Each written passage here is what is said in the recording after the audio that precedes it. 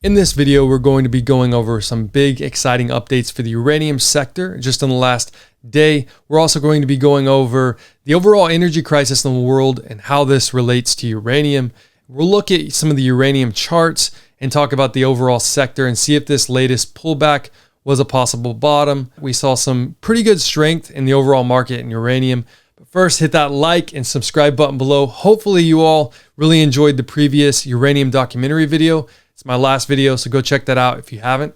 But the first thing we're going to look at is this critical minerals list in the US. There's some big updates with this, and this is House Bill 8045. Now, this bill has 7 bipartisan co-sponsors now.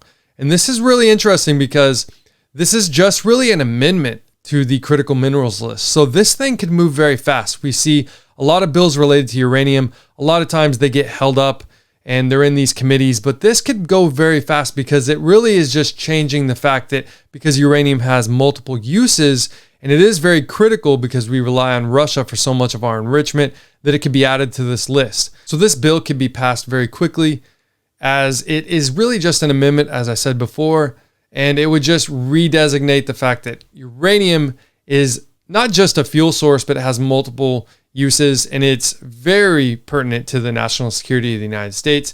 And the fact that we rely on Russia so much really heightens that. So this war in Ukraine, I think, could really push this one very fast. You know, it is sent over to the committee for the House of Natural Resources. So we'll see if, they're back in session this week. We'll see if any action happens on this because it is an amendment. It could go very fast. So that is very positive.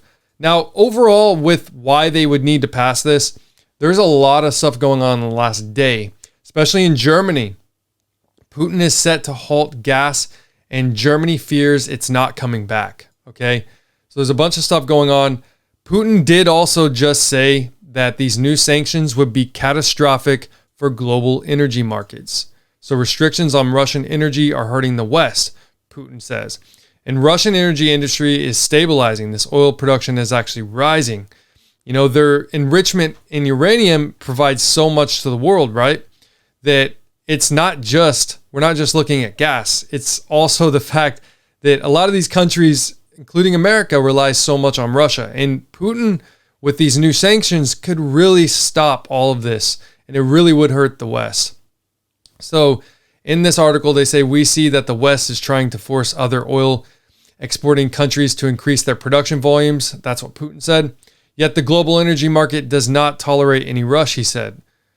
The already made mistakes cannot be corrected within a couple of days.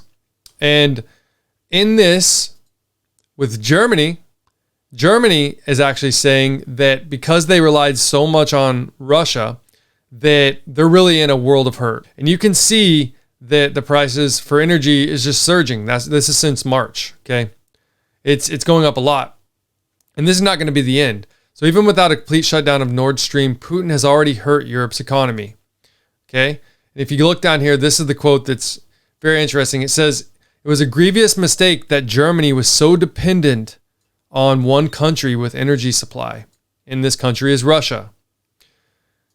It took decades to build up the dependency of Russian gas. And we're trying to change this now in months. Okay? This is going to be very hard to do. They've already shut down majority of their nuclear power plants. They are looking obviously to the future, and they're probably looking back and saying, why did we do this? They're starting to want to turn back on coal as well. So they're in a world of hurt. And I think this is the next step for America if we are still dependent on Russia for our enrichment. We weren't as hurt in the 70s as well. In the beginning, it was really Europe that saw the issues with oil embargoes. And, right now, I think Putin is really in control. And it's unfortunate because the West has relied so much on Russia for not just their gas, but it's the enrichment. This is very, very big. This could really raise the prices of uranium because this supply disruption that could come, not just in gas, and this is what they're actually looking at, it could be enrichment. So we'll have to keep an eye on this. And if they stop this gas, I think it's going to cause utilities, very soon to start more long-term contracting. We're also seeing in Kazakhstan, the world's largest uranium producer, they are actually looking to reduce their dependence on Russia for oil exports. Okay, so they got that Trans-Caspian pipeline that they can do. Now, what you got to look at also is the geopolitical risk that Kazakhstan had, and this is a lot of the world's uranium comes out of here, and you're seeing Kazakhstan withdraw from the CIS agreement on the Interstate Monetary Committee. So this is a very big. Russia helped them with this political unrest back in January when they had all these protests because of inflation and the prices of energy and everything going up, and fuel and gas. So it is very interesting that Kazakhstan would do this, because they really do depend on Russia a lot in a lot of ways. They really don't have a military that could come in, and if there is protest because inflation goes higher, that it could really, as they said in January, disrupt not only the oil, which is 2% of the world's production, but it really could mess up their uranium production. And this is something that massive countries, that China's relying on for nuclear in the future. So if we have any issues in this, a kink in this, it's going to get very crazy. It's going to get very crazy in the uranium prices. Now, if we look over at the uranium charts, I'm really excited to see in the next few months, when this fuel cycle starts again, how well these uranium stocks do again. Now, UEC had a pretty good move. I mean, we went down to 292. Now you can see we pretty much, every few days we'll bounce off this trend line here. And I really do like the look of this. I think we're going to test this upper trend line on the next move, very possibly.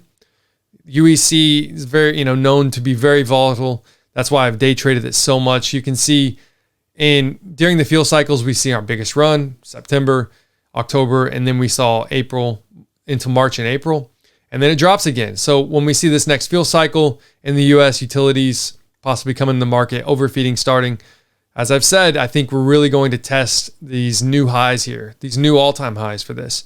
So it is looking pretty good there. The overall market, people are a little more bullish in the overall market. So uranium has really been tied to energy. We've seen energy commodities. They have actually been all over the place. I think this UK, gas over there is actually going to go up a lot this week again. We've seen records this year from it when the war started. But another very positive sign is we're seeing there's actually $62 billion investment from President Biden's bipartisan infrastructure law. This is to meet the nation's goal of carbon-free power. This is by 2035. And they want to be decarbonized by 2050. So now you're seeing Robert Downey Jr. actually come in on this. He's talking about it. It's kind of funny to see. So if you look here on the USA jobs for the government, there's actually quite a few nuclear engineer positions opening up. Nuclear engineer here. Different GS positions. So this is really interesting that they're starting to hire. So it does obviously look very bright for nuclear energy. And we're starting to see the hiring starting. Same thing with Orano. I believe they're hiring Honeywell as well, because this overfeeding is really going to get very interesting. They're going to need U3O8 because really we're trying to not only have a new enrichment renaissance in the US, but this overfeeding they're going to try to supplement.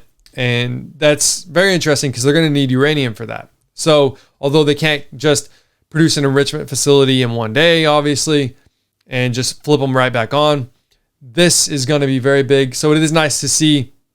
And you remember, that's a lot of money, And if President Biden's $4.3 billion, if the critical minerals list adds uranium, I think that this $4.3 billion could come back very quickly if they change this right here. Now, if you want to help out on this HR 8045, you go to congress.gov. You can contact your member here, and then you can call or email and show them your support, and hopefully it'll get more co-sponsors. It started with 3, we're already up to 7. So we'll see how this goes. I'll keep you all updated, and we'll see how uranium does this week. It's going to be very volatile still, but I think we might have seen the bottom. It's very probable. I can't really say that this was the bottom, but it really does look like it in the overall uranium cycle, that you have these big pullbacks.